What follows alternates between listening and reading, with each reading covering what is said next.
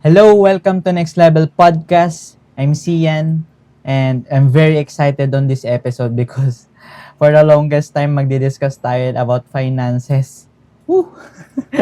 and siguro naman nakita nyo na sa title nitong podcast and I'm discussing about 4 golden rules of investing. Why investing? Kasi majority of Filipinos is dinidisregard yung um, opportunity when it comes to investments, investing, and dahil nga dinidisregard nila or let's say wala silang idea kung anong benefits nito, nasasayang yung opportunity, nasasayang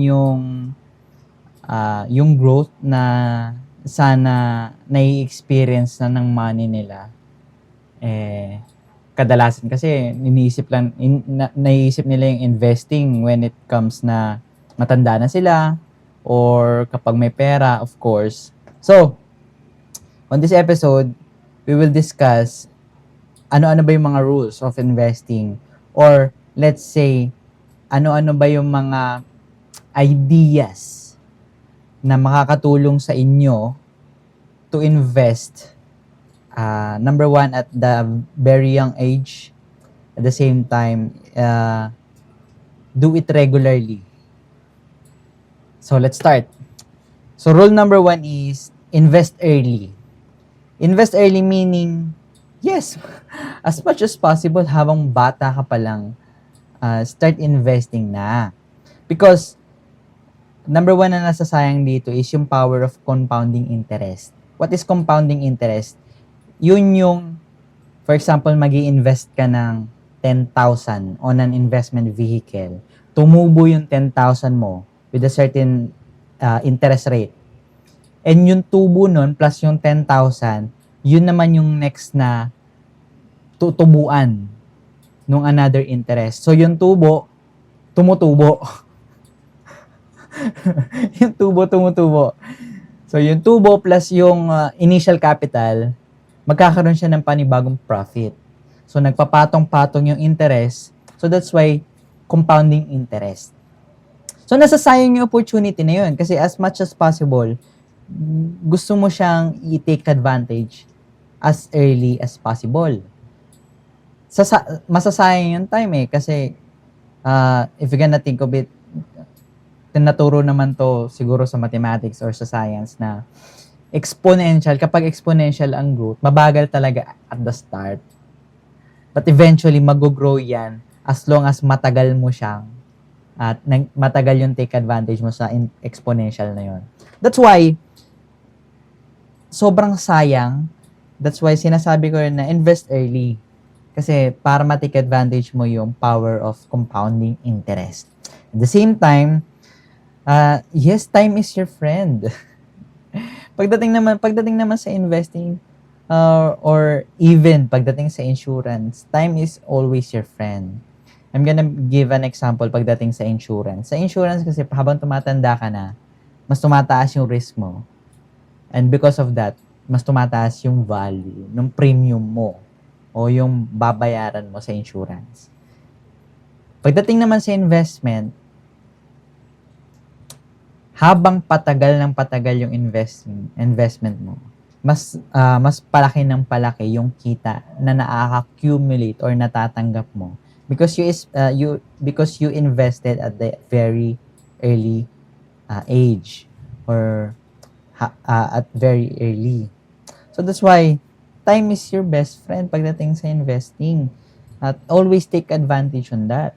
And then next is catching opportunities. If you're gonna invest early, marami ka pang opportunities na makikita. Maraming investment vehicles ang lalabas all throughout your time.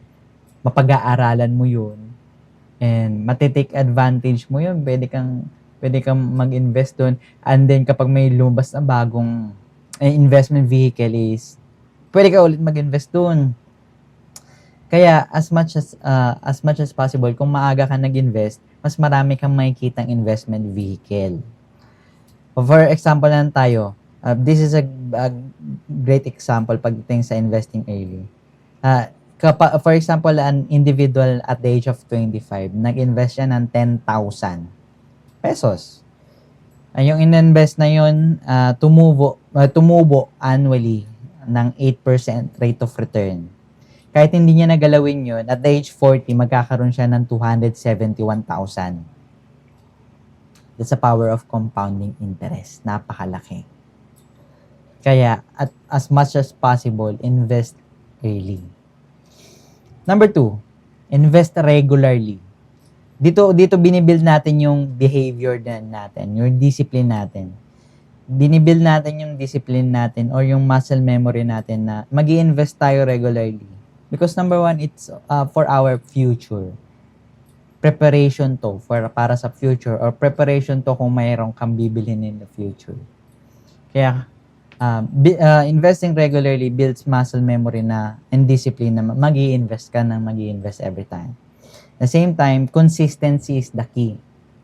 Sabi ko nga, structure plus discipline plus consistency is equals to freedom. Diba? If you want to be financially if you want to be financially free, one thing for sure, investments will gonna help you.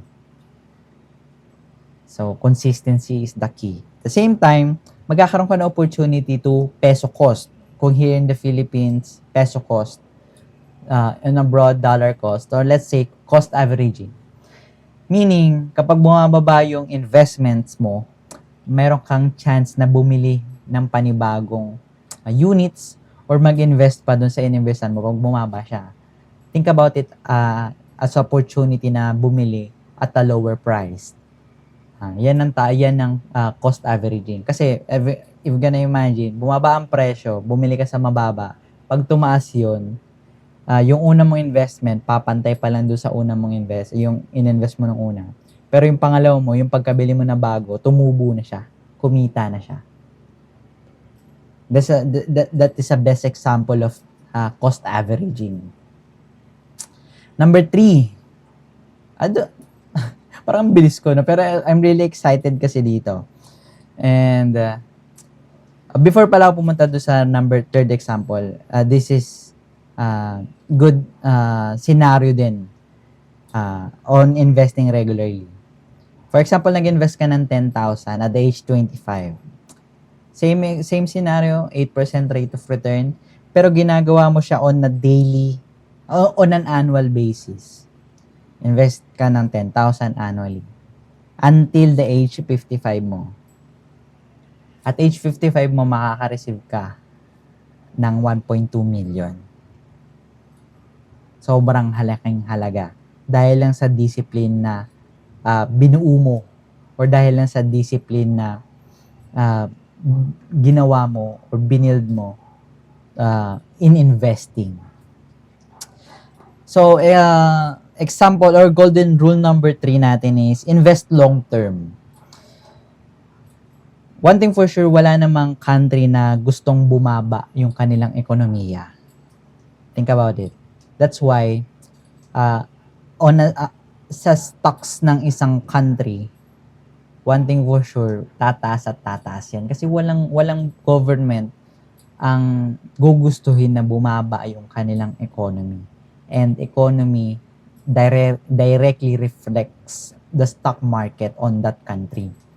Kaya, for example, nung nagkaroon tayo ng pandemic, directly nag-reflect to sa stock market or sa PSEI.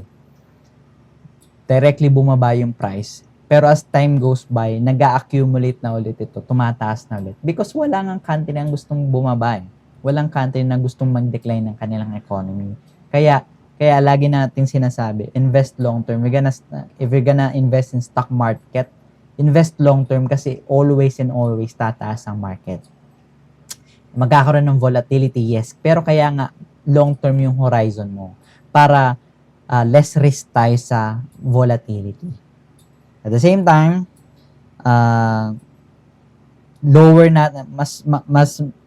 mas malilesen out natin yung taxes because hindi tayo palaging nagtitrade in, nagtitrade out, yung mga order position pa lang na yun, nagbabayad na tayo ng taxes.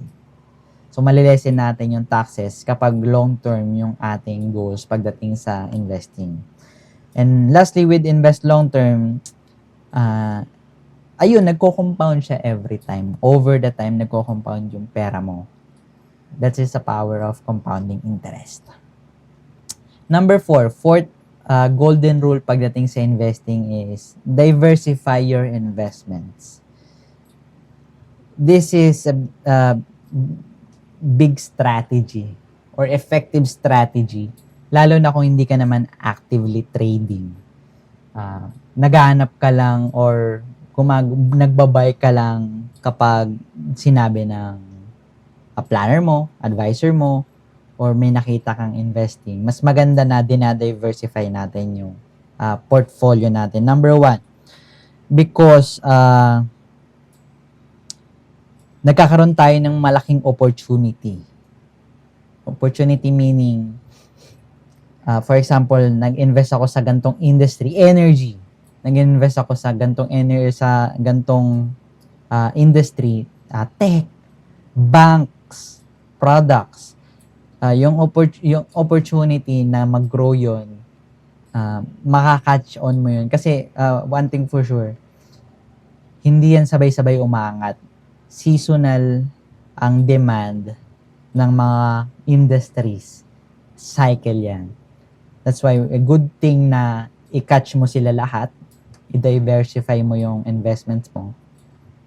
And malilesen out mo yung malos ka because merong industry na sobrang nag-fall down and wala ka namang idea na mag-fall down yun. Pero bad thing is 100% nilagay mo doon. Talagang maapektuhan yung portfolio mo.